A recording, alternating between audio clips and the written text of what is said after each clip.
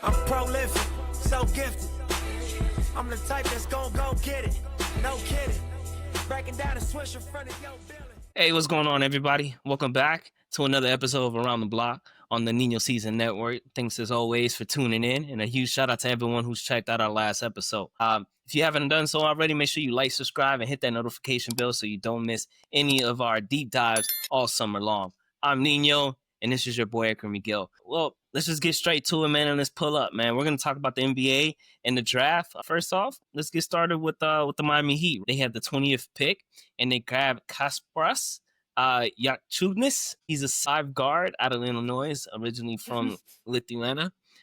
In the summer league, he's already turned a couple heads with a 24-point debut in Vegas, hitting about 5 of 9 from deep. But let's keep it real. He's also had some shaky moments in his first 2 summer league games out in LA. He had a couple turnover issues, decision-making as well, too, and he didn't put up much scoring at all either. Still give this pick a grade A, calling it possibly the best value pick in the draft. He could be a real steal if the Miami Heat development team is able to really kick in and make the most out of the 6'5" combo guard who can handle the ball and shoot from deep. I mean, do you have any takes on the Heat's 20th pick here? He definitely looks interesting. I mean, I think the Heat have had this thing where they're really going for combo players, because the way Eric, Coach Spoelstra, the way he runs his defense and offense, you want guys that can switch. Obviously, they want to bring another shooter. We're going to talk a little bit later about what they lost in the shooting department. And he's going to bring that for him. Absolutely. He looks like he's got some toughness to him. I like the pick. It's a good pick. I think there's maybe 1 or 2 other guys I thought they could have taken at that position. We can talk about that later. But overall, that definitely that game against Atlanta, you saw him do a lot of things Hero could do, and he seemed a little bigger, a little tougher. We'll see what kind of defense he plays. I think it's definitely on the defensive side is something.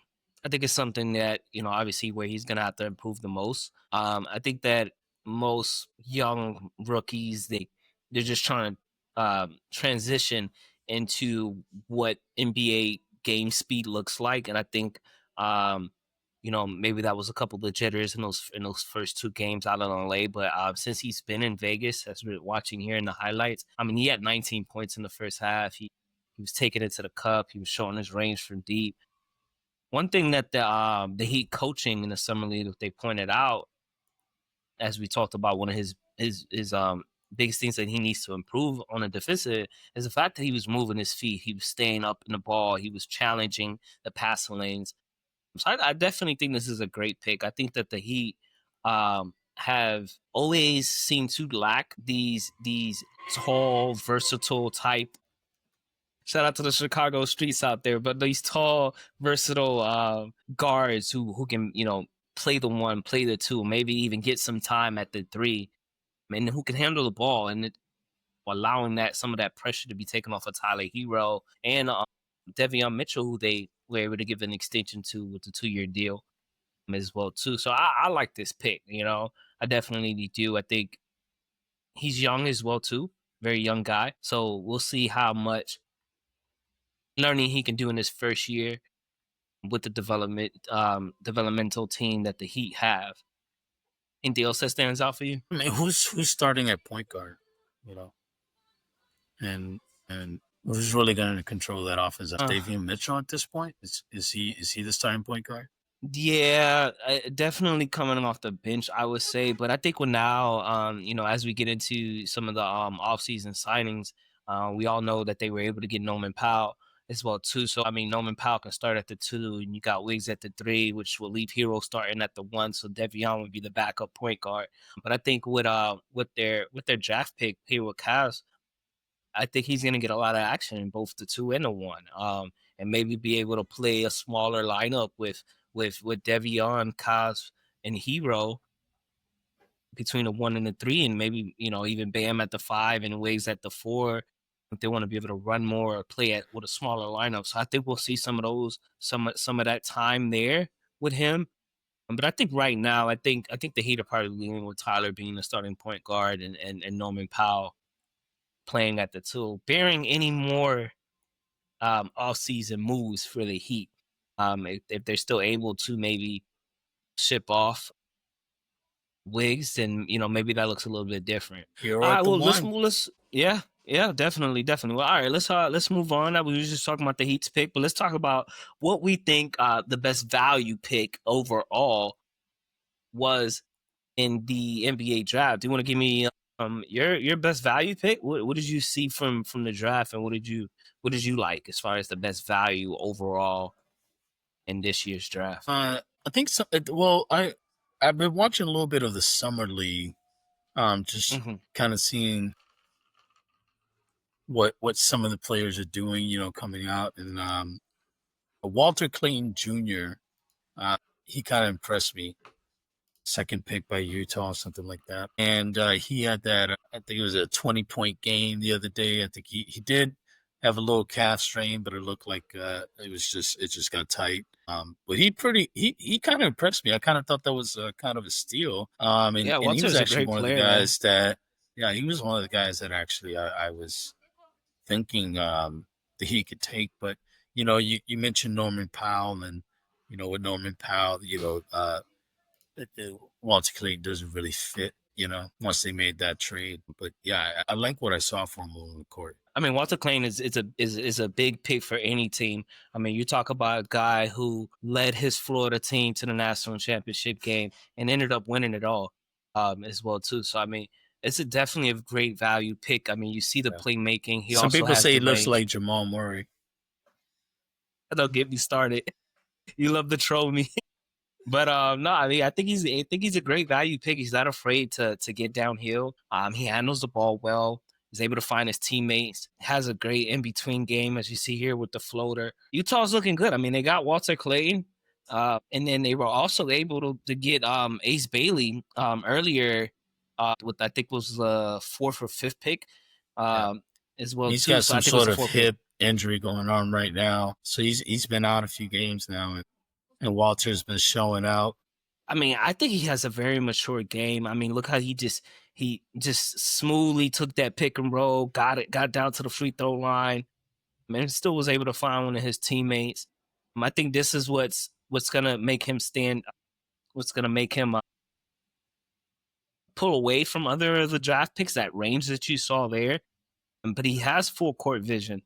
And he's able to make a lot of great decisions. But that range is off the catch, off the turn, just being able to pull up. And he has some limitless range as well, too.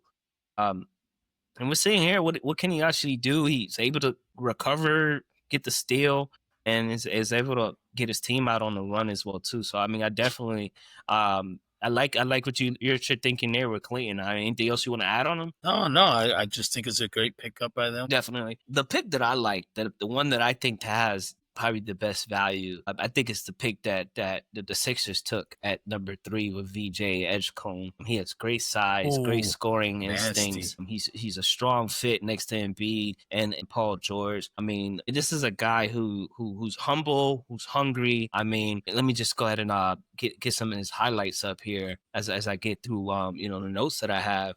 As long as they can all be on the court together. Right. I mean, bearing injury. I mean, but this is a guy that does it all. I mean, they call him the generator because, he has some rough upcomings. So his family often lived off of generator power, and he played pick up games barefoot in makeshift courts. This is a guy who averaged 15 points in high school, 5 rebounds. In his senior year, took it to 17, 6 rebounds. He's actually he's the highest drafted Baylor player since DeAndre Ayton in 2018. He was a Big 12 Freshman of the Year player and second team Big 12 honors. This is a guy, I mean, look, at Baylor, he averaged 15, 5, 3, and 2 steals over 32 minutes as a freshman.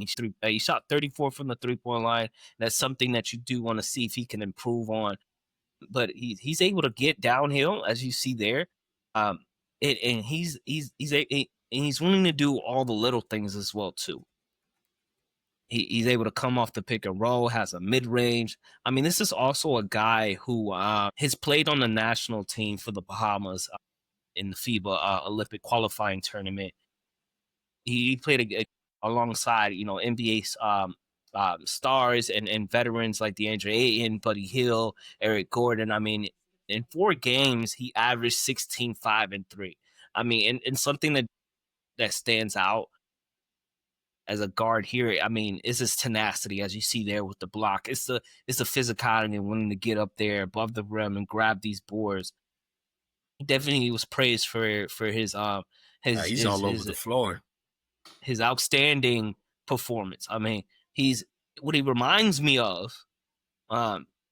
You could call me biased or whatever. Really I don't care, but when I see it, I see it. It reminds me of a young D-Wade. Look at the in and out drive, the turnaround, the floater. It's just hard to not see it. I mean, we talk about a guy who's willing to share the ball, but still willing to take the big shot. A guy that, he'll tell you, man, I came from nothing. I mean, you've seen the emotion on draft night with him and his family members and all. But I think it's the best value pick. I think Philadelphia is definitely getting what they need. They'll have Maxey back at the 1. They also have the rookie that they drafted last year. I think McCain. And then you got Paul George coming back after he was shut down early in the season. Embiid hopefully coming back healthy. I mean, you just get a glue guy who you can just plug and play. Who's going to be humble. He's going to be selfless. And then also when you need him, when things are not going for your stars, when you need him, hey, we need you right now. He's going to deliver. So I definitely love it. I mean, just tremendous pick. So I mean, there you go. I mean, we got Clay, Walter Clay Jr. and definitely VJ. Any other picks that are worth mentioning? Maybe some storyline type picks that you can think of coming out of the draft? Yeah, for sure. I mean, definitely like the Ace Bailey pick. He was actually picked number 5 by Utah, and I know he's dealing with the injury, and it's got a lot of pre-draft because he didn't want to work out for certain teams. It looks like he wanted to end up in Washington, and then maybe in his press conference with Utah, seemed like he was putting on if he wanted to really be there. But you talk about a 6'8" frame. He was a freshman at Rutgers. He averaged 17 and 7 rebounds. He shot at 34 from deep, and I think there's something that would improve. But he had the Big Ten freshman honors, and then suddenly he flashed both offensively and defensive tools. His coach praised his approach, despite the modest stat line.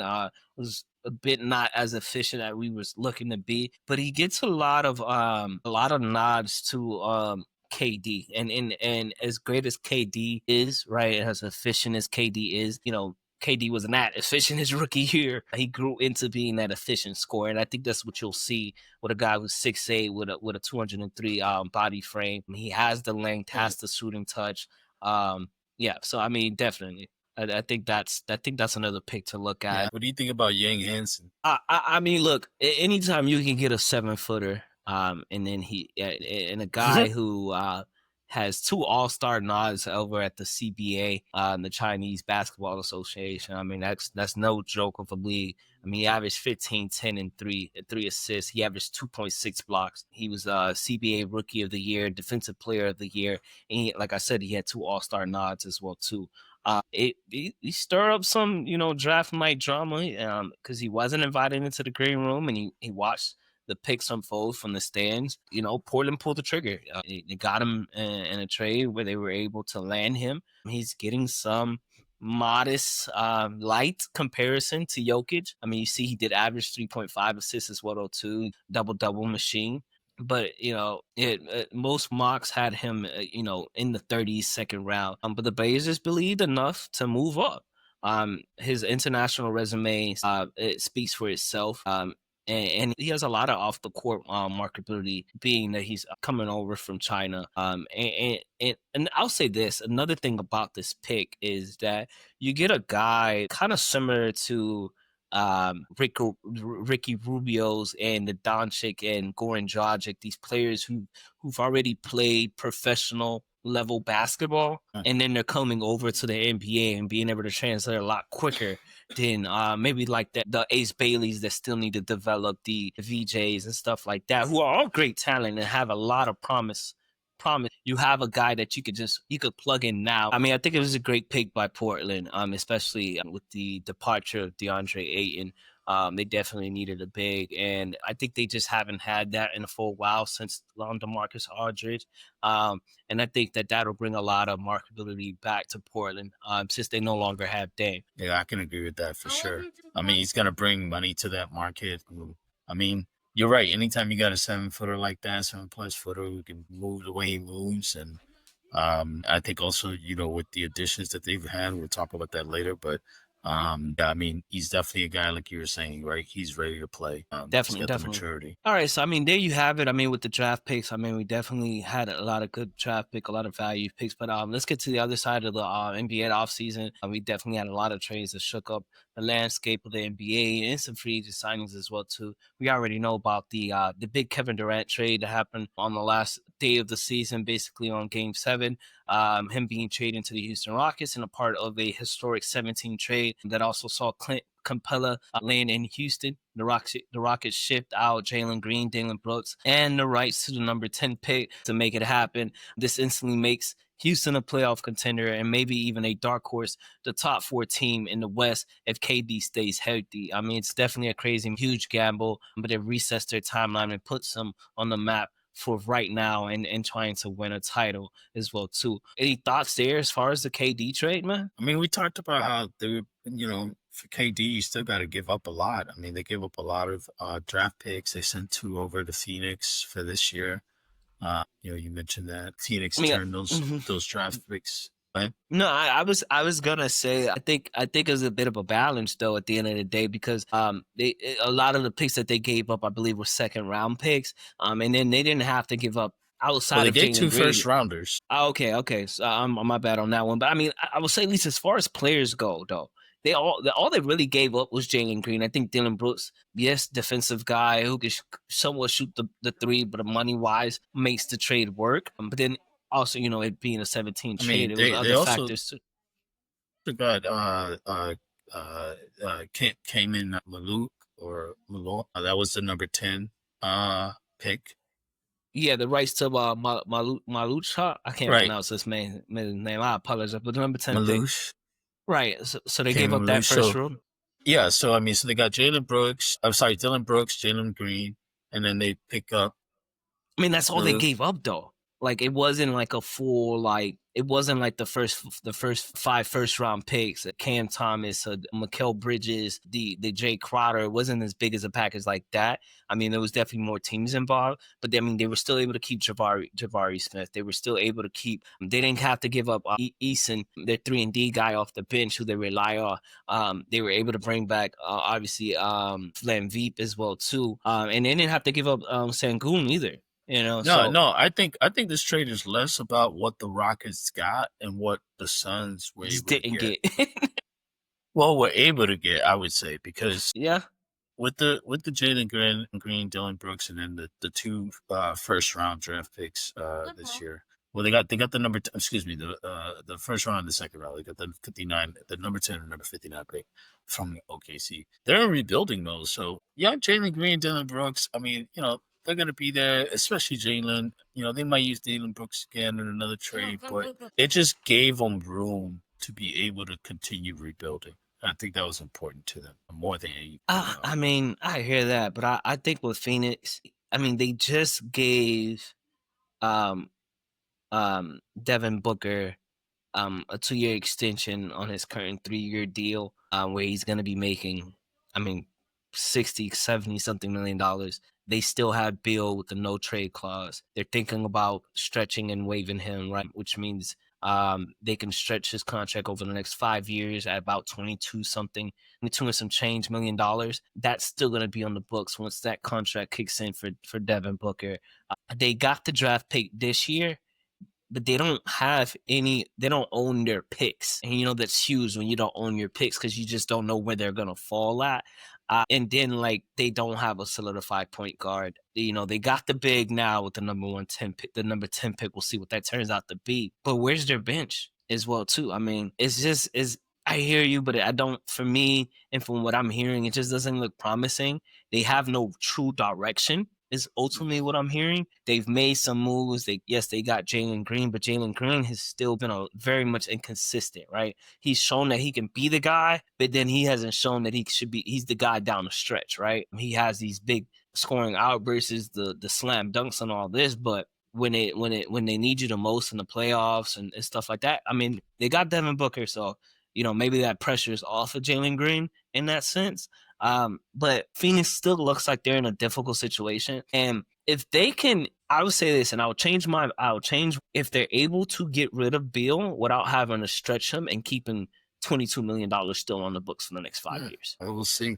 Yeah, outside of KD, there were other trades. Our hometown team also made a move. They were able to ship off Kyle Anderson, Kevin Love, and a second-round pick, along with the Jazz and the Clippers, where Norman Powell ends up with Miami, John Collins ends up with the Clippers, and the Jazz is able to get some flexibility financially and get some veteran presence in their locker room. We talked about their draft picks with Clayton Walter Jr., Ace Bailey. They were also able to buy out Jordan Clarkson, who ended up with New York. And they also traded Sexton, which they were able to pick up a big in Nurkic as well, too. I mean, what do you think about this with this pick? I mean, Norman Powell is definitely coming off maybe a all-star snub season, average 21. He's a perfect scoring punch off the bench, and it can even start as well, too. He was starting out with the Clippers.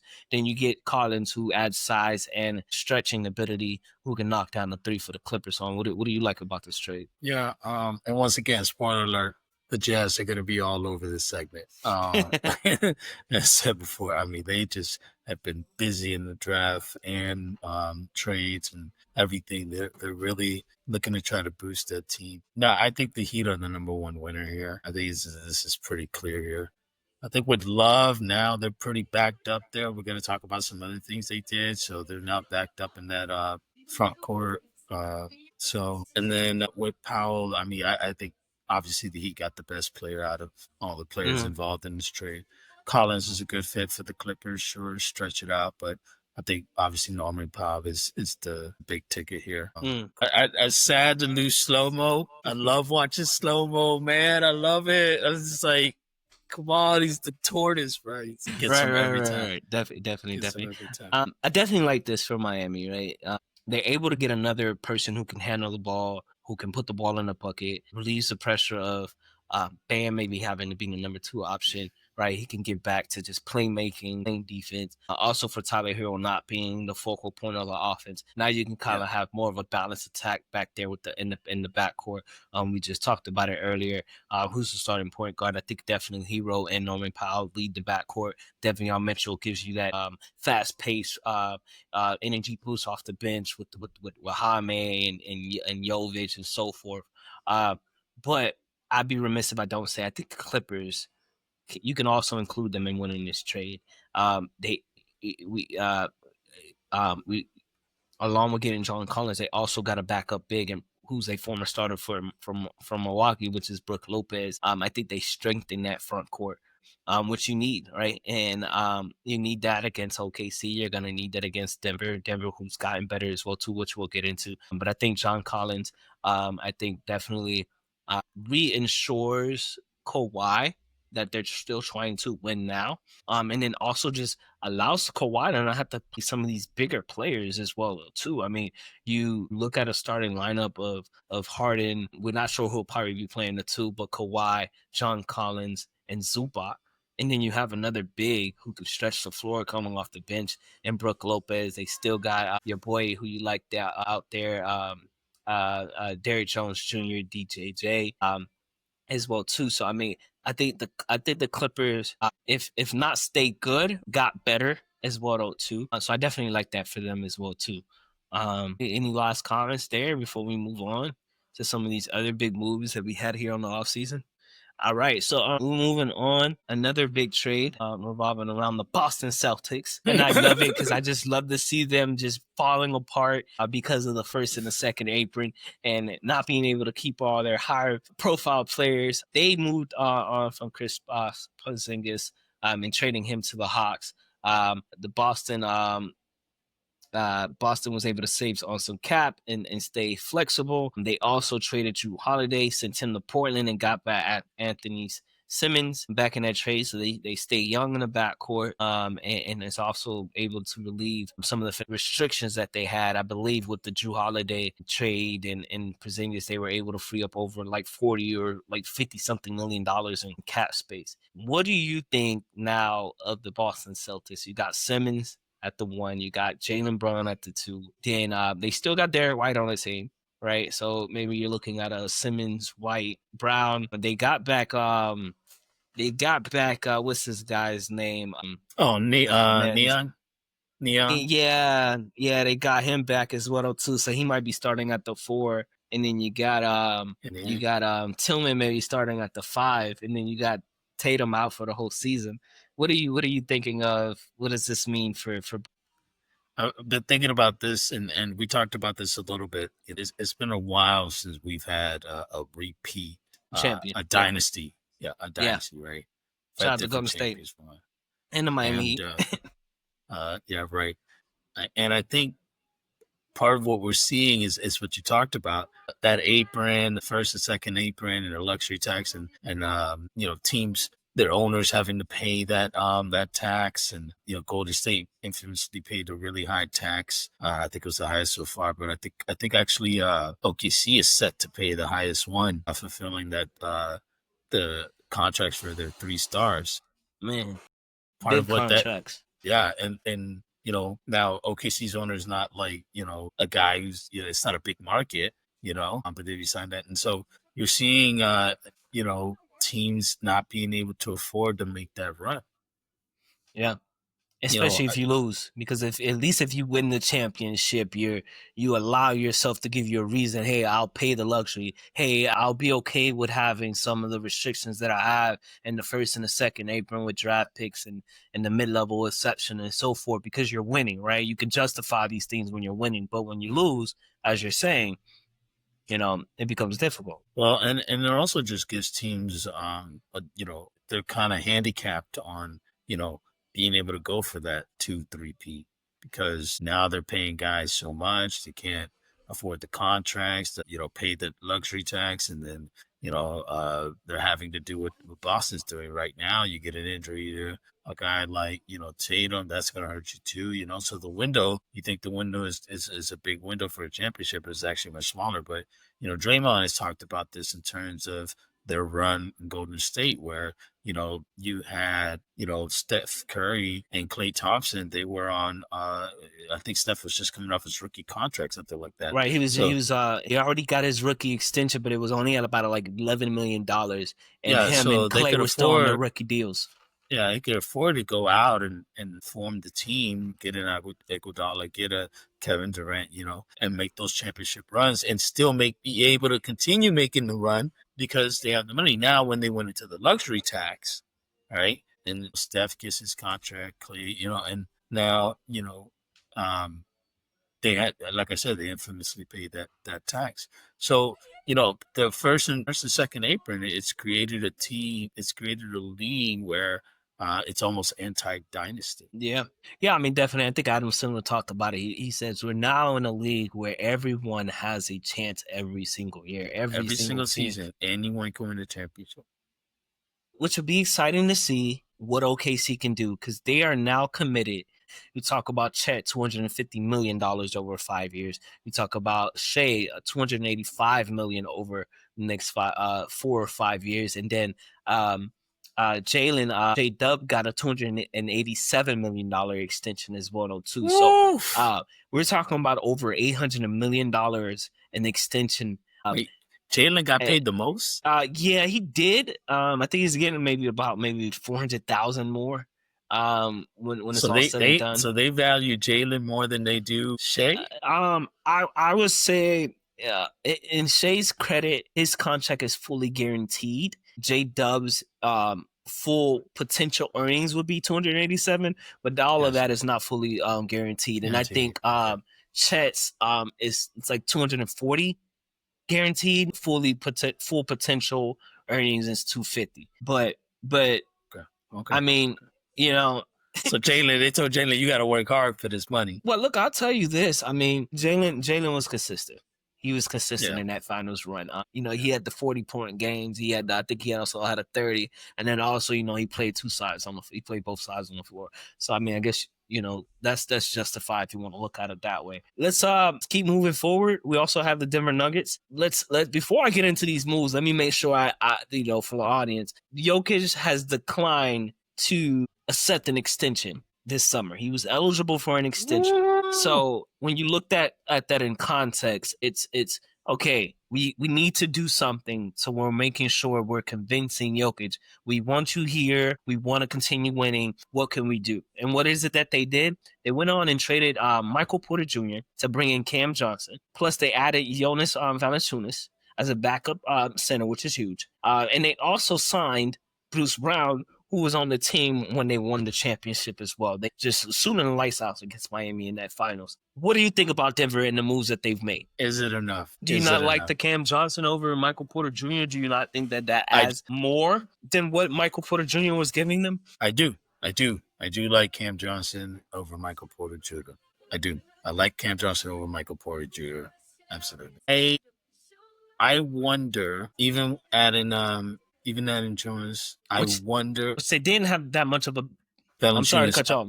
Backup big, which caused and he's one of my favorites. I love him. He plays hard nosed. He's in your face. He doesn't back down. Definitely. He's gonna rebound. He's gonna put effort all night. He's gonna try. He's gonna try and make a few threes from the top of the key. But you wonder if it's enough. I wonder if it's enough. We know Jokic. I mean, famously, people talk about it. He's his personality and how he feels about the game and his responses. I mean, I think he cares. I do think he cares about his NBA legacy and his career and the championship runs. I think it's overplayed, the whole thing with the horses and whether or not he cares about winning. Right. I do think it's just part of every player has a thing, right? Kobe's the Mamba. Jokic doesn't care, but when you see him on the court, you can tell he cares. Definitely gives it all, right? I mean, he puts every single thing on the floor. Definitely, so obviously cares about the game, and obviously he loves the game. So I wonder if it's enough. I also don't know if him not taking the extension is a way to just get a max contract or a better contract in the future. Right. Or if he genuinely is thinking, what else is there for me? Yeah. Cam Johnson is definitely, he's at this moment, he's healthier and he's going to, give you more effort. He's a better shooter, I think, than Michael Porter Jr. Most definitely. More consistent shooter.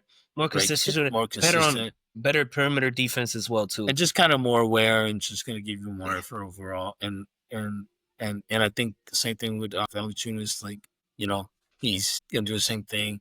He's going to give you that effort.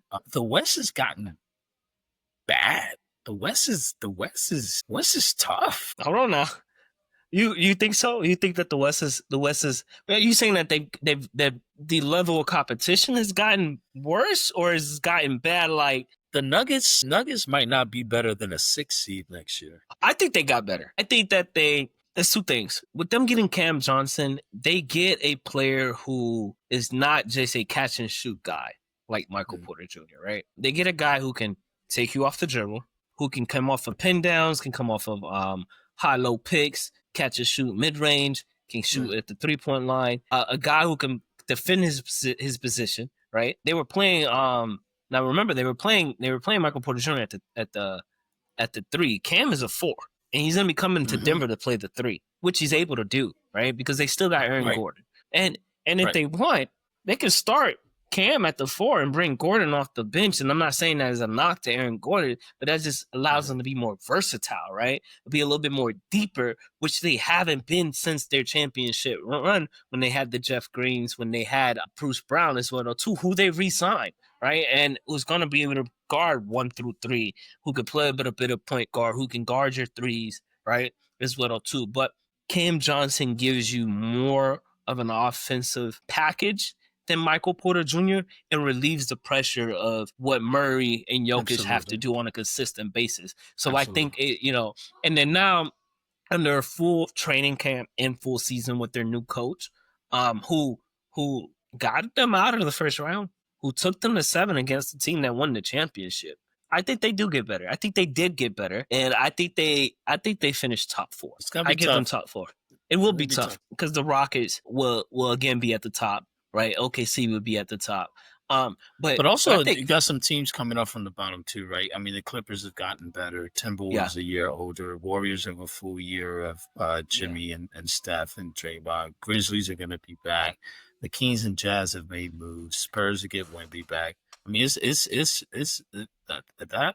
I mean, the West has always been good for years. I think definitely you got OKC at 1. I think you got the Rockets at 3. I think it's a toss up for number 3. I think Denver can walk away with that 3 spot. I think obviously the Clippers can maybe walk if they can sustain a full season with no injuries, can maybe hold that 3 spot. We'll see if the Warriors can get Al Horford and what that type of dynamic gives a full year with Jimmy and Curry and Draymond. But I think that 3 spot is pretty much open, but we can't forget about the Minnesota Timberwolves and Anthony Edwards, right? So, I mean, if we want to give those 3 teams the top 3 spots, then it's definitely a toss-up between the Lakers, the Spurs, the Clippers, the Denver finishing in that 4, 5, or 6 spot as well. So we'll see what happens with the Kings. I mean, yes, they have Zach LaVine. DeMar DeRozan is still in the contract. We'll see if he's moved later here in the offseason as well, too. Let's keep it moving, though. One of the last trades that we'll talk about here is with the Orlando Magic and the Memphis Grizzlies. This took me a bit of a surprise. I did not see Desmond Bane getting traded and leaving Memphis. I think that, if anything, Ja Morant was going to be moved. With the amount of disappointment that he's had over the last 2-3 years with the gun situation, with the injuries, and the recent nonsense with the gun e-bots and stuff in the games, and Adam Silver, having to speak up about that. I thought he would be on the move, and I thought that, Desmond Bane was kind of maybe a backbone for the team along with Jaren Jackson Jr. As we know, he got an extension as well too this summer. But he goes to Orlando. Orlando sends over, I believe, Cole Anthony and Caldwell Pope as well too. But now you got Desmond Bane. So now you're looking at a team with Jalen Suggs, Desmond Bane, Franz Wagner, and then you got Pablo as well too. So what do you think about this trade? And what do you think mostly for Orlando in the Eastern Conference, as open as it is with all the injuries? Yeah, I mean, it's a great pickup for Orlando. Banchero definitely gives them that option. But Bane, Bane's going to play hard. He's a tough guy. Lee, he's a little small, but he makes up with that. With that for toughness and being strong. He's a strong guy. I wonder about how much Orlando is going to be able to do considering Atlanta's moves and Miami's moves, but I do think that Orlando is definitely going to be very competitive next year. All right. Well, guys, I mean, then you have it as far as the NBA offseason and what we've seen so far. I mean, let us know in the comments, what do you guys think? I mean, who was the best value pick in your opinion? Which trades have changed the league the most? Airplane? You talking about an airplane? Nah, you can hear it? I heard something. What were you hearing? Is it on your end or on my end? That's my end. Did it start when I was like, hey, there you guys have it? Or was it? Yeah, there you guys have it. Yeah. Did it start literally while I was saying it or before I started saying it? No, after like the first few words, like you were like, hey, there you guys have it. And then it started. All right. Well, there you guys have it with the offseason moves. Let us know what you guys think in the comments. Who do you guys think was the best value pick in the draft? What trades do you think has changed the league the most? Are the Rockets now legit contenders? Who do you guys expect to actually win the East? Does the Cavs regain the number 1 seed in the East? Let us know, what do you guys think? Who's going to end up in that 2nd, 3rd, and 4th seed in the West? Steps, go down in the comments below and let us know. We're going to move on, change pace here with sports. I'm going from the NBA to the NFL, and we're gonna start something new here with the NFL. Wait, as we let's do the Cooper Flagg thing here. Yeah, you're right. Okay, hold on. All right, hold on.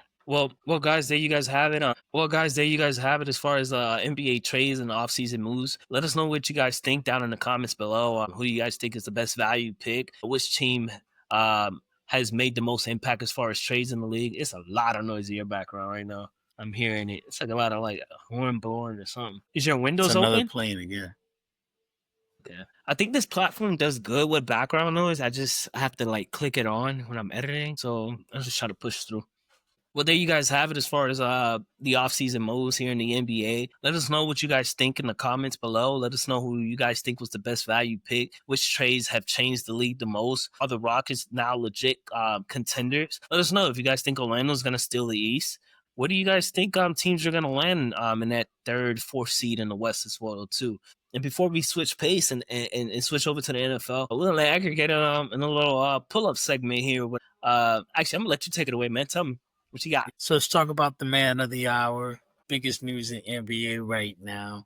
The next generational player. The one guy we haven't talked about in terms of the draft. One team we haven't talked about in terms of his impact and what it's going to be this year. That's going to be Cooper Flagg. This is the biggest name in sports right now in terms of the NBA. I mean, number one pick to the Dallas Mavericks, who traded away Luka Doncic for Anthony Davis. Everybody's saying, what's it going to be like?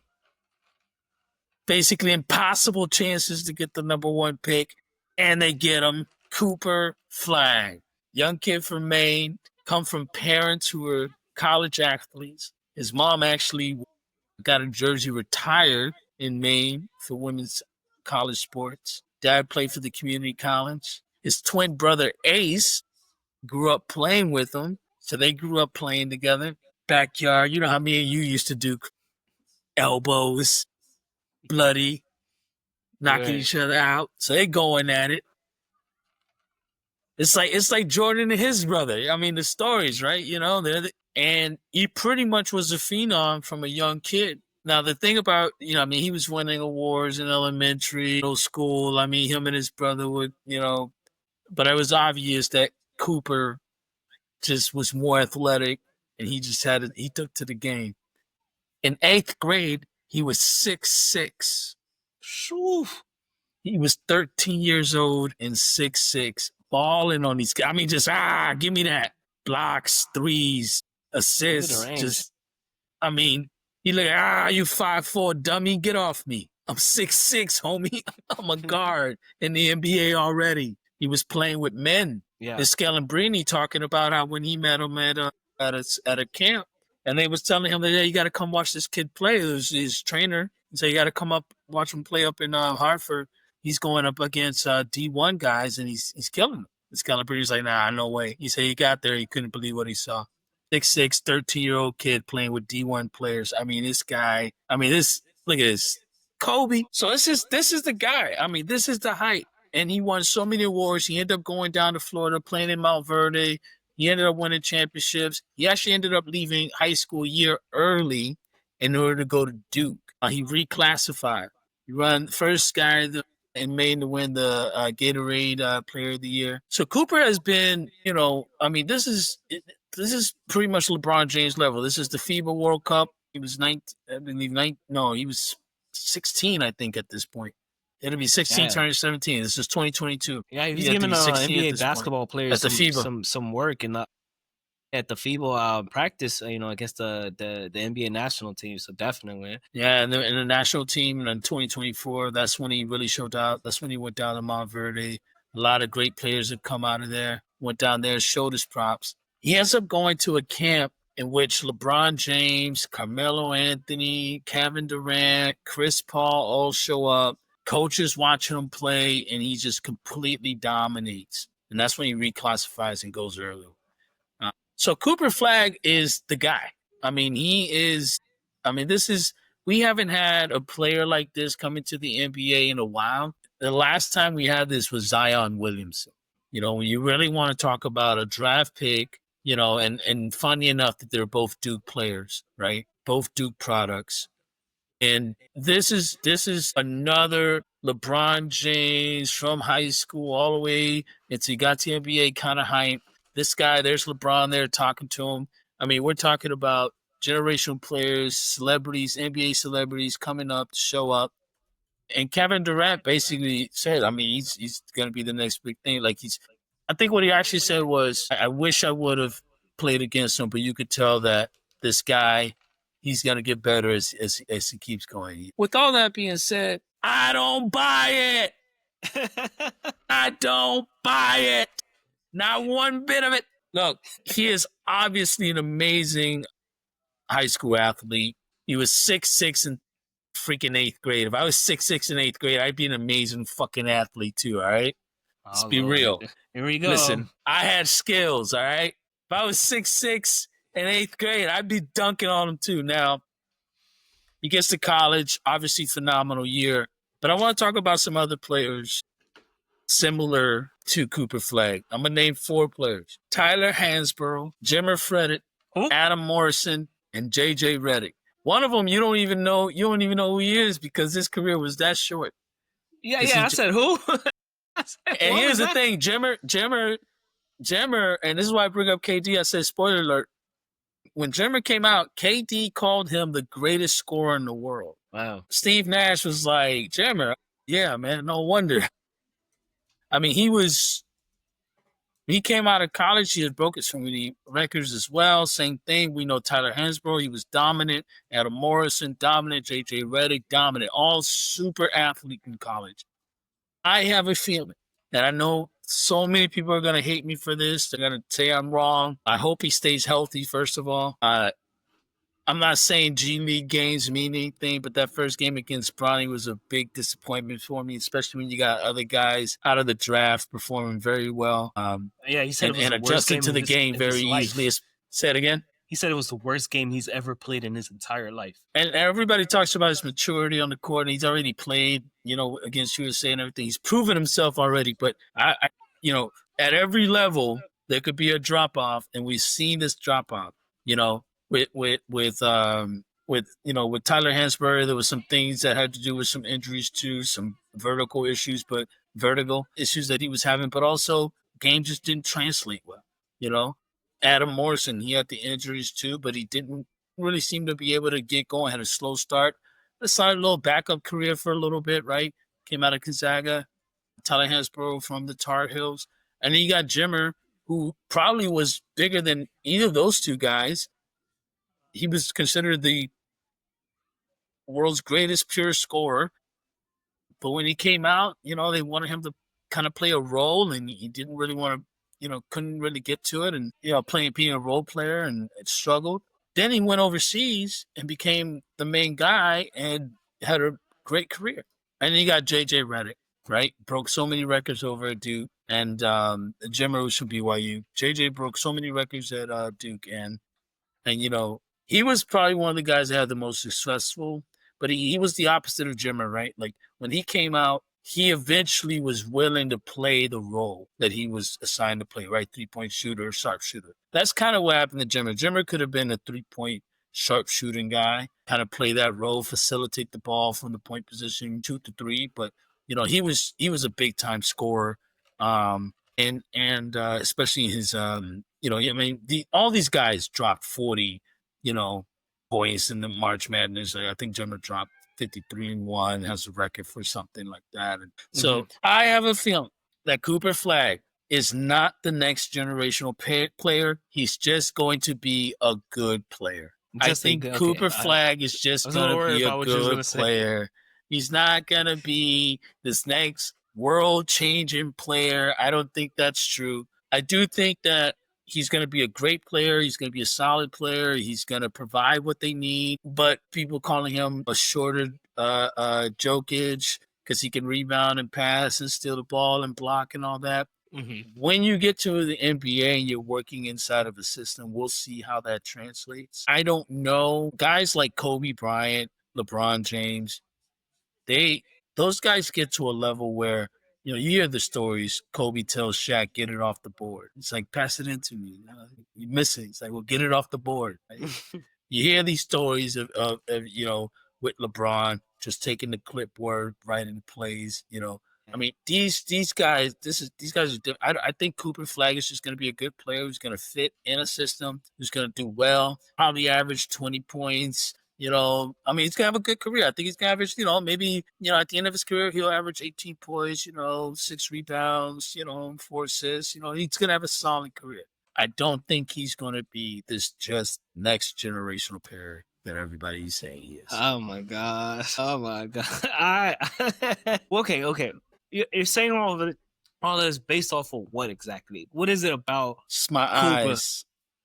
It's just my eyes. I look we're at gonna her. get canceled. I just look at her. I'm just like, He reminds me of like an AI like band, a band that was made with AI, where they put all the ingredients you're supposed to put in, and it sounds like what it's supposed to sound like, and the album cover is exactly what you think an album cover should look like. But then after you play it after a while, like the first time you play it is amazing. You're just like, wow, this music is just.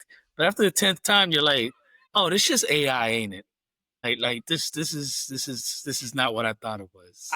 Man, look, it's tough to hear what you're saying because we talk about a guy who, well, first of all, their whole starting five got drafted in like the first 20 picks, right? And he was the best player on that team, right? And then, there are a lot of Duke players that have come into the league and who've had a lot of promise coming in. You mentioned a couple. You also got the Christian Laettners. You also have this is the Christian Laettner effect. This is what this is. Whose game is very similar to Christian effect. Laettner as well, too, right?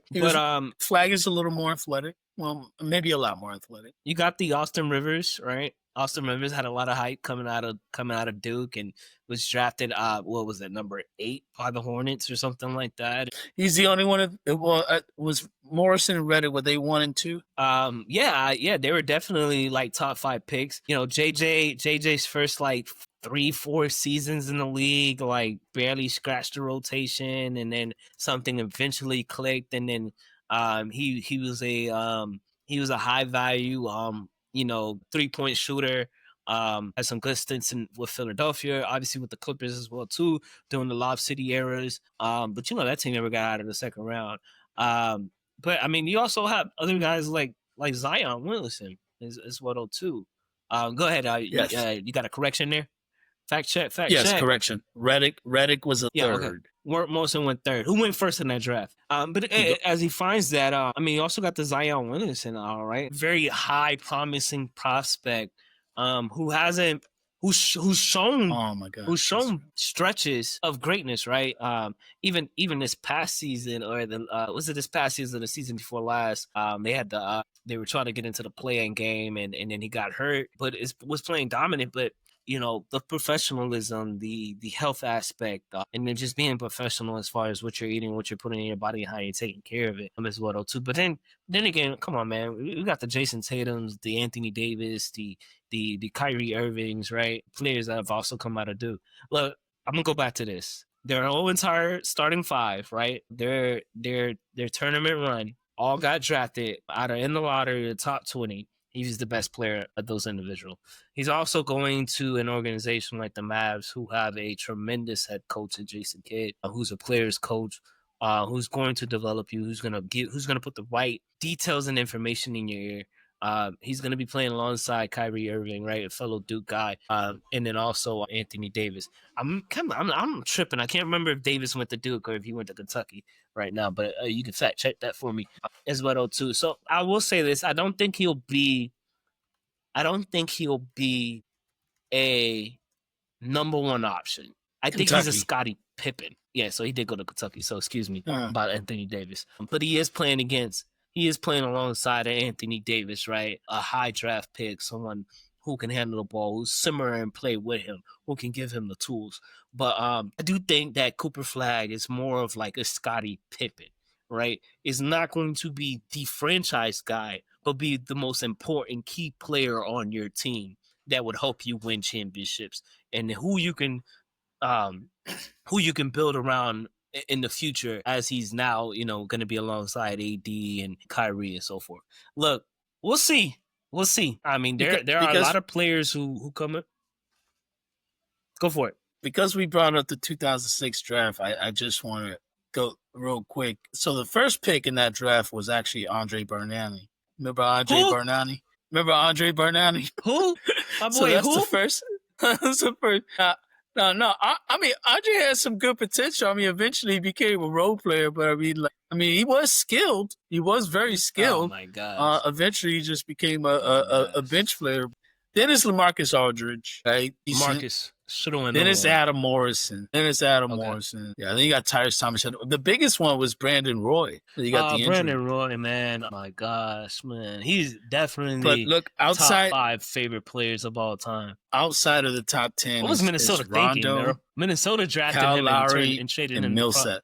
to Portland. Yeah. They were also in their 2006 draft. I mean, you also had I'm looking here. You also had Rondo, Rudy Gay. Lowry, and Millsap.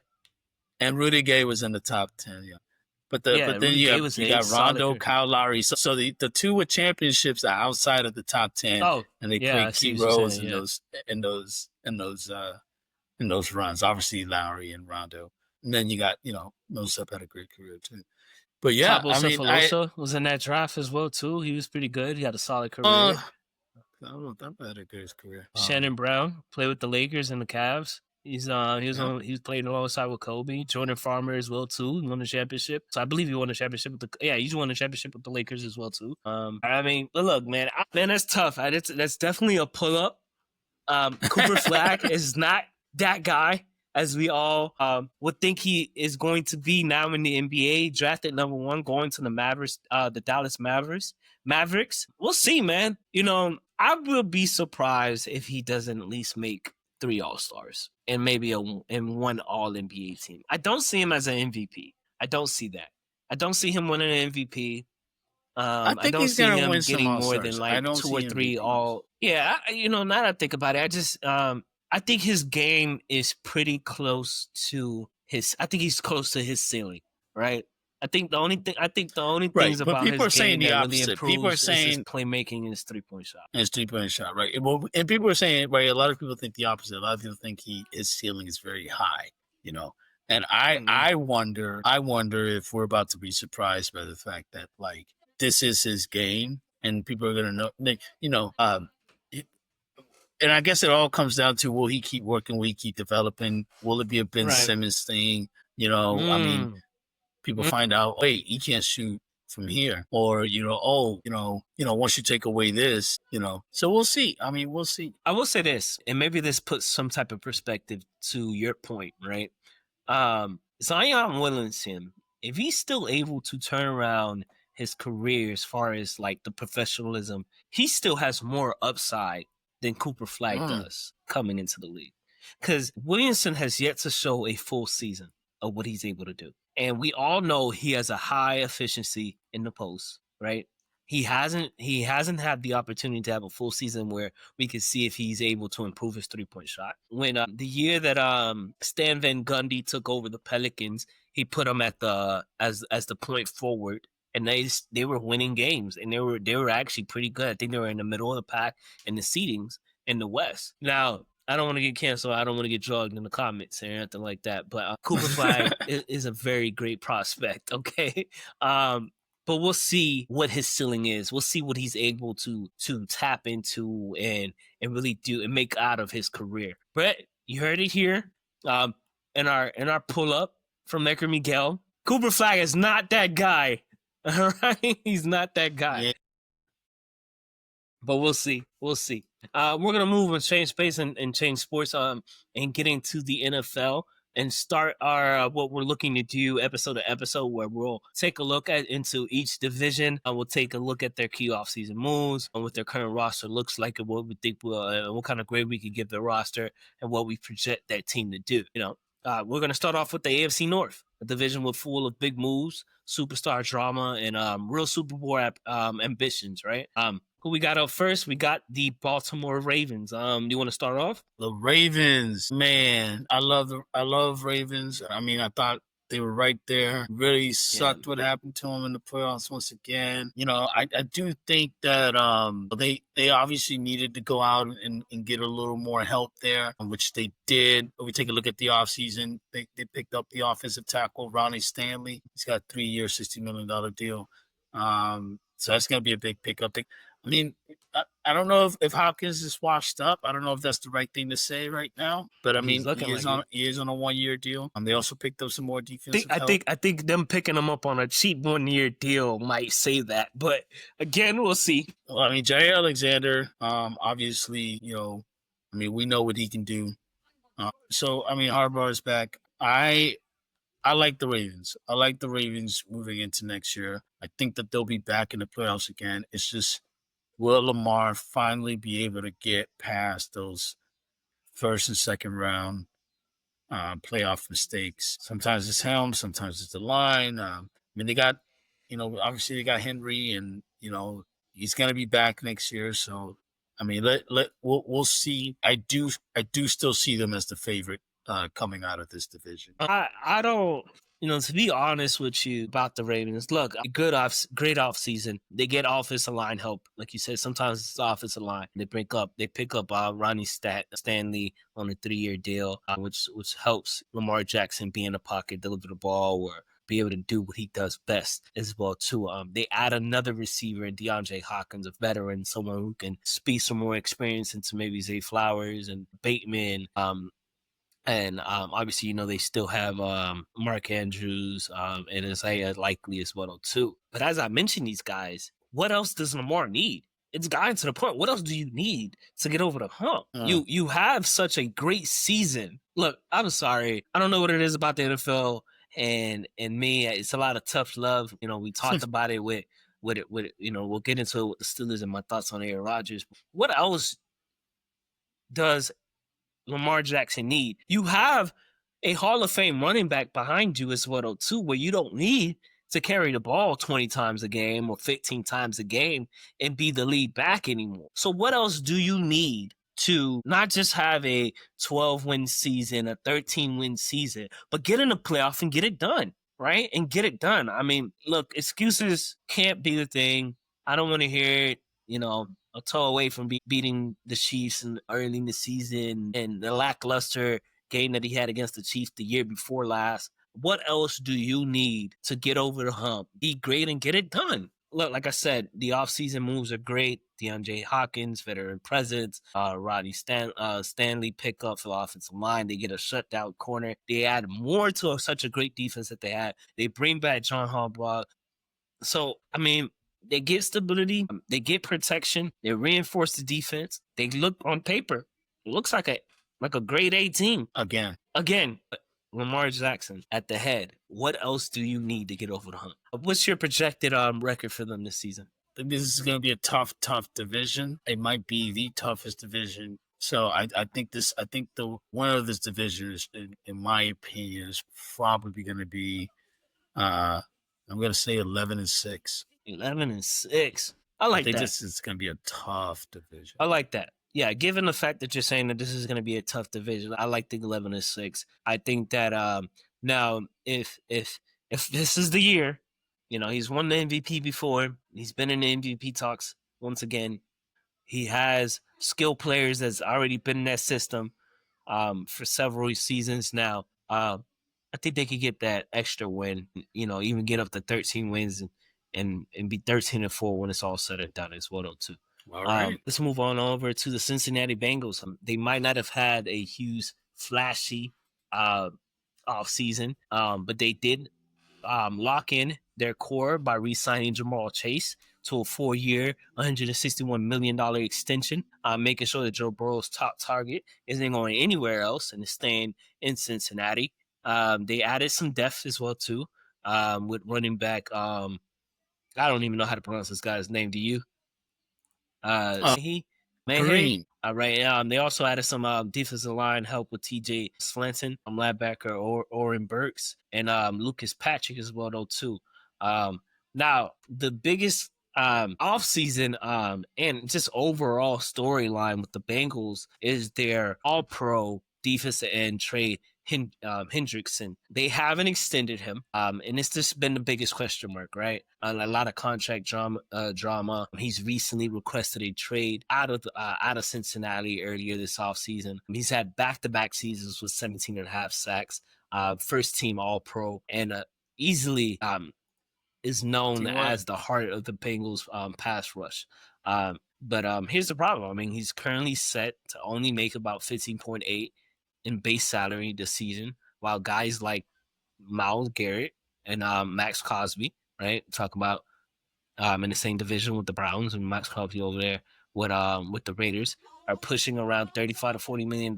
This is a guy definitely double-digit sacks, nearly almost 20, first team All-Pro. He wants to get paid. I mean, for the Cincinnati, they're just a little skeptical. I mean, he's about 31 years old, so that's their biggest thing. So definitely what moves the needle for them is Joe Burrow and Chase are still together, bringing them back. They still have an elite offense they're able to put up. But if they don't bring back Trey Hendrickson, they take another blow at the defense. And we all know that their defense was not great last year. What do you, with these offseason moves, with the storylines and Chase coming back, what do you think about the Bengals? Yeah, I mean, they definitely tried to address some of those issues in the draft. So, they were definitely defensive heavily focused. They drafted Shamar Stewart out of Texas A&M. And Demetrius Knight Jr., the linebacker out of South Carolina. Okay. Stewart's an edge guy. And they also drafted another linebacker, Barry Carter. Got a tackle on guard as well to help. So, I mean, I actually think the Bengals might surprise us next year. And I actually think the Bengals are going to win this division. Wow. Hold on. Pause. Take that back. Rewind. Yeah. Bring that back. You think the Bengals over the Ravens and the Steelers, who we've not talked about just yet, and their moves that they've made, you think that the Bengals, whose defense has not shown no promise, is going to win this? Come on, tell me why. Tell me why. You mean over the Ravens, the Steelers, and the Browns? Yeah. I think that the offense has had no drop-off whatsoever. I would agree with that. I think with guys coming back from injuries, I think with the draft picks that they've made, I think with the off-season pickups that they've also made, again, offensive linemen, linebackers, and another offensive lineman. I think they know exactly what they have kept the same team, and they have tried to address all of their defensive line and offensive line issues, as well as their linebacker issues through the offseason draft. I think they're going to figure out on training camp, defense focus. It's one thing when a team has to come in and focus on both sides of the ball and say, okay, we got to improve here. This Bengals offense, they're just going to come back and do what they just run the tape again. They're just going to run the tape. They're just going to come back and do exactly what they did last year. And so it's really just a focus on the defensive side of the ball. And I think that as long as that defensive side of the ball has an improvement, I think it will improve. And I think the Bengals are going to be the number one team in this. I don't know, man. I agree with you as far as offense. But we just talked about the continuity that the Ravens have with their roster. We talked about the additions that they made. We haven't even got to the Steelers. And they've also made a big trade for another receiver as well, though, too, with DCAT. And I don't know. I think that they're going to be very solid. I think that they're going to be extremely solid. I think that they win 9-10 games. I think that, they create some chaos, right, for the Steelers and the Ravens. But they're a wild card team. They're not winning. I don't know. I just do not see them winning the division. I think they're definitely a wild card team, if anything. I think a lot of people put them there too. I'm gonna put them at 12-5. 12-5 winning the division. Wow. What can I say? Wow. Do we need to go on the Hard Rock or Bravada and put in a bet right now or something? Look it up. Look, right now I'm about to go. Oh man, I'm about to go look up what are the betting odds right now to win the AFC for North. the Bengals winning the division or the Super Bowl. No, the Bengals winning the division. Betting odds: Bengals, NFC, AFC North division winners. Let's see. They are at a plus 250. All right, that's not bad. That's not too bad. What are the Ravens at? Let me see if I can let me just get the whole betting odds for the AFC North. So you got the Baltimore Ravens at negative 145. Okay, favorites. They got Cincinnati Bengals at plus 220, so they have the second shorted odds. Then it's the Steelers, then it's the Browns. Steelers at 550, and obviously Cleveland at 3,000. All right, so I mean, it looks like as far as Vegas goes, they're not far off from what you're saying. They have a chance from what you're saying. Well, let's keep moving on. What a bold take! I mean, you definitely threw me off by that. I don't see it. I do think they're going to be a good team next year. But as far as them winning division, it's a tall task. I think a lot of things have to go right for them to win the division. Now, mind you, they did bring back their running back as well too. So they're looking pretty good. like I said, it looks Vegas is not far off from what you're saying. So you don't seem too crazy right now based off the odds. Let's move on to the Cleveland Browns. Let's see what the Cleveland Browns have done. The Cleveland Browns had an interesting offseason. They extended Myles Garrett. They added linebacker Jerome Baker, who was just formerly with the Dolphins. They added Malik Collins, and they also added Tyron. God, these names are killing me. Shoyinka. I would say that they traded for wide receiver Deontay Johnson, who was formerly with the Steelers. I think he also had a little bit of a stint with Carolina as well too. They also brought back Joe Flacco. Plus they drafted, rookie quarterback Shedeur Sanders. The biggest question is going to be starting at quarterback. Is it going to be Flacco? Is it going to be Kenny Pickett?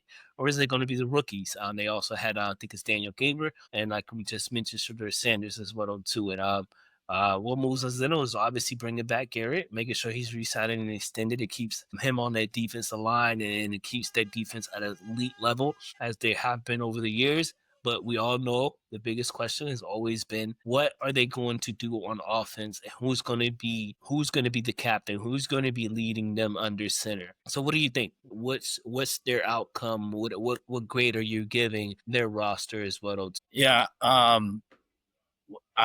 What happened to Winston and Dorian? Not Dorian, but you mean Deshaun Watson? Yeah, Deshaun Watson. Well, Deshaun Watson is still on the team. Winston signed with the Giants, of the New York Giants. Deshaun Watson is still on the team, but obviously still coming off an injury, and then he still has some off the field trouble as well too, with some legal things going on as well too. Yeah, this is disaster. The Browns, I mean, I don't even know what they're doing, but yeah, Dorian Thompson Robinson too, who's with the Eagles, he played last year for him. I mean, Sean Watson, Winston, Flacco, I mean, they don't know what they're doing at QB. I have no idea what they're thinking. Draft Shedeur Sanders, who you would think they were going to start him. But then they get Kenny Pickett. And then they have Flacco there. This team just and looks they picked like up another rookie in that same draft with Daniel Gabriel as well too. So you got five guys competing for the starting job. So yeah, I don't really understand. I mean, Deontay Johnson is a great pickup. I mean, in general, other than that, last year they had QB issues, and I guess they decided, well, let's get 5 of them this year, and that'll solve our QB issues. I mean, I don't know. We all know whoever starts the season under the sender doesn't necessarily finish the season as well. Though. Oh yeah. I picture this team probably going 6-11. Joe Flacco getting like 4 of those 6 wins. Yeah, I think they'll be close to a 500 team.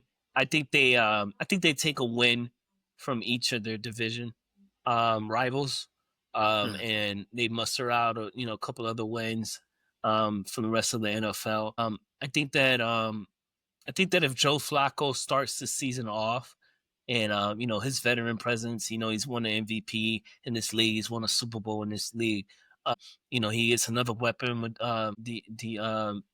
with Johnson, and then with the defense that they have, I think they'll be close to a 500 team. I will be excited to see if Shedeur gets a chance and what he can do. And he can revive. He could revive that whole city, and just the the aura that he has, the energy he has, being a Sanders, and the skill set that he has as well too. Big arm. He is accurate with the ball too. And seeing what that looks like. Yeah, Browns fans could use some something to cheer. Yeah, definitely. All right, man. Let's wrap it up with the final team here in the division, who I think will win the division. Which is the Pittsburgh Steelers. And I know you have me on record saying that Aaron Rodgers needs to retire, but since then they've made some moves that make me believe that with Mike Tomlin and what he's done in his career with the Steelers, they might pull this off. Not only have they picked up Aaron Rodgers, right, in a win now move. Not only have they traded for Jalen Ramsey, they had to give up Fitzpatrick, right? But they also brought back Deshaun Elliott as well too in safety. But they've also added DK Metcalf. They traded for DK, and they did not have to give up their other number one receiver in Pickens. I think this is a team who already has a strong defense. We'll see what their running back situation looks up. Niger Harris is no longer with them. But we talk about a blue-collar team. We talk about a hard-nosed team who's going to figure it out. But they've had the biggest offseason. I mean, not only in this division, but also in the entire NFL. I mean, bringing in Ramsey, bringing in Aaron Rodgers, bringing in DK. I mean, what else can you ask for? It's a massive culture reset with Mike Tomlin, betting on star power, right? And we all know how this goes. You put all your money and all your eggs in one basket, and it could be a hit or miss, right? But I'm gonna tell you, like Kobe said, if you I think the saying is, don't put all your lemons in one basket. And then he says, well, if you use them all, just get some more lemons. And also the other saying is you miss 100% of the shots that you don't take. And the Pittsburgh Steelers have been a winning organization year in and year out. Even when they haven't, they're kind of like the Miami Heat of the NFL of football, right? They're a team that don't have the best of talent, but make the most out of their talent and make the most out of their team. I think that there's something to say about Lamar Jackson. I do think there's something to say about Lamar Jackson and the fact that he hasn't gotten over the hump and giving the Steelers an opportunity to steal this division. I know that the Ravens have had it the last couple of years, but I think now you get a quarterback who has the experience, who's been great in the regular season, and you give him pretty much as much weapons as possible and a great defense. I think the only thing you got a big question mark is just in the running back position, and what that ultimately looks like. I mean, what are your thoughts on the Steelers? I was going to stop you. George Pickens got traded to the Cowboys on May 7th. All right. For 2026 third-round pick and a 2027 fifth-round pick. Before we get into, I mean, what you think about the Steelers, you were just able to fact check something there. It looks like they got DK because they gave up George Pickens to the Cowboys, which is a good move for the Cowboys. I think they needed another star receiver alongside CeeDee Lamb, but you still get a guy with DK who's a big target, down the field threat. We'll see what other receivers they have there in Pittsburgh. But ultimately, what is it that you think about Pittsburgh and the moves that they made? Well, they have a legitimate chance of stealing the division away from the Ravens, even though you picked the Ravens to win the division? Yeah, I mean, they picked up the veteran Robert Woods, and they retained Calvin Austin III, who last year was great for them. He was a speedster. And he'll be in a more prominent role now. We'll see how they're going to use DK. I imagine they're going to use him in the slot a lot, to be honest. They'll probably bring Woods in the slot sometimes too, but I imagine that actually Metcalf is going to be playing in the slot. I imagine it is going to be a slow-paced team. They're going to just, it's going to be a lot of, 17-13 games, 17-10, a lot of 13-10 games. That's what I'm picturing, I don't think they're going to have an explosive offense, but I think they're going to be able to get the job done. But I just don't trust Aaron Rodgers anymore. I feel like he brought all the weapons he needed with the Jets. I mean, Mike Williams is no scrub, and obviously Adams is over there eventually, and he had a great running back. The line. They still have Jalen Warren as well too. You talking about Pittsburgh, right? Yes, Pittsburgh still does have Jalen Warren as well, right? They still have Jalen Warren. And they did get Jonnu Smith from the Dolphins in the trade with Jalen Ramsey as well too. So they do get a solid tight end as well too. Who if they got Pat over as their number one tight end, they could put Juno to play the receiver at times in certain packages and certain formations as well too. I do agree with you. It'll be a slow offense. We had a couple of former Dolphins here. They even picked up Skylar Thompson, which is going to be their fourth-string quarterback as well, too. So this is interesting. They got Smith, like I mentioned at the time. They got Mason and they picked Rudolph as their second. I mean, the defense is crazy, but they even have Darius Slay as well, too. No, their defense is nasty. TJ is there, and I mean, all together, like Harmon is there. Harmon has been big. Hayward has been big. Now Jalen Ramsey's going to be there. Deshaun Elliott is no scrubs. I unfortunately think that there's going to be something with Rodgers. I don't know what, but I'm predicting Rodgers fucks this up somehow, and the Pittsburghs end up 10-5. I'm sorry, 10-7. I'm I going think to this go on a team would. limb. If you would, Go ahead. no, I was just gonna say, even if I'm forgetting my boy's name from Chicago that came over. Justin Fields? If Justin Fields was running this team, I might even give him a few more wins. I just feel like Really? Aaron Rodgers is gonna mess this up somehow. Oh, I don't think the Jets situation was the best situation for him, especially with the injury, right? He had I think that if he doesn't have the Achilles injury, maybe we have a different feel about Aaron Rodgers and what we think about him currently right now, right? But he had the injury, and then it was like year 2, but it was really year 1, and he still didn't know what that coach was gonna be like during the season. But I'm gonna go on a limb and say that DK has his best year this year with the Steelers because he's under Mike Tomlin, and we all know DK is kind of like that Terrell Owens type of personality, right? He's got the Pearsons. He can lose his control pretty easily, but he's a big guy, speed, can get up, he get down the field. Sometimes he's able to drop the ball or not. But I think he has his best year under Tomlin. I think Tomlin brings the best out of him. And I think that all Rodgers has to do is be a game manager.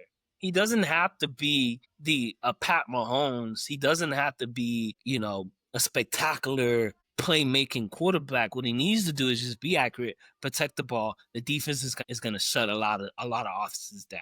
All right, we're talking. I mean, when you look back at it, Darius Slay, Jalen Ramsey, Deshaun Elliott. I mean, who? My gosh, who's passing on this team? You still have Joey Porter Jr. as well, though, too, in that secondary. Yes. You still got T.J. Watt, right? You still got Hayward. This is a Harmon defense. Too. Harmon's a beast. Yeah. I mean, you just got a defense that this has to be one of the most scariest defenses to go up against. Man, since those early Baltimore Ravens with the Ray Lewis, the Subs, and Ed Reeves and shit like that. I mean, this defense stays healthy. It's going to be really hard to score on them, and I think Rodgers can put up 14, 17.